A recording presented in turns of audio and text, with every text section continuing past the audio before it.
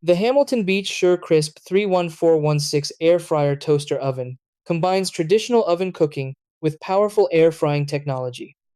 By circulating hot air rapidly around food, it creates a crispy outer texture similar to deep frying, but with much less oil.